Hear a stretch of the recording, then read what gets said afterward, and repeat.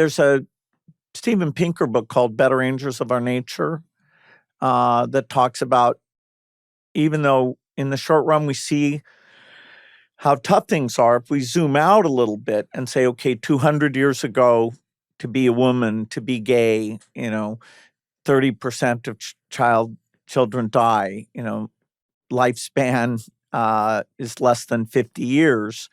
That's not saying there's a guarantee that those bad things we talked about won't happen, but people are a little overwrought and saying, okay, this approach to government is failing. Maybe we should try something radical, like not, being fully democratic. I'm like, whoa, wait a minute here. Yeah, about the things we're not doing, but we also need to have a perspective. The system of scientific inquiry and democracy and widening our circle of care, beyond our family, clan, nation, as we discover new things and we can share more resources, that really is working.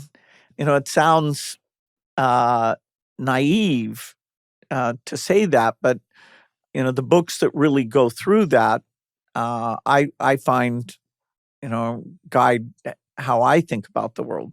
Absolutely. Fifth and final question. If you could create one law that everyone in the world had to follow, what would it be?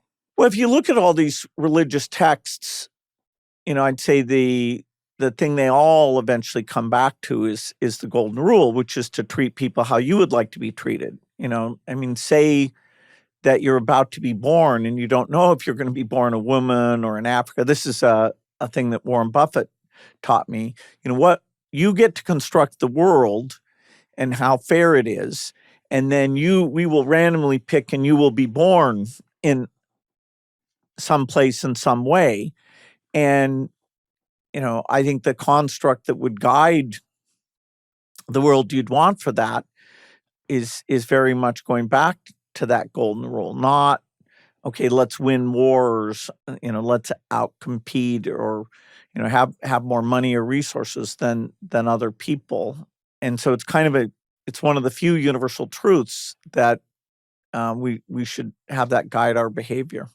I love that. Bill, thank you so much for your time on Purpose today, and genuinely so grateful for your time and energy. It was thrilling to talk to you, and I loved getting an early copy of the book and being ahead of the world on it. So thank you so much.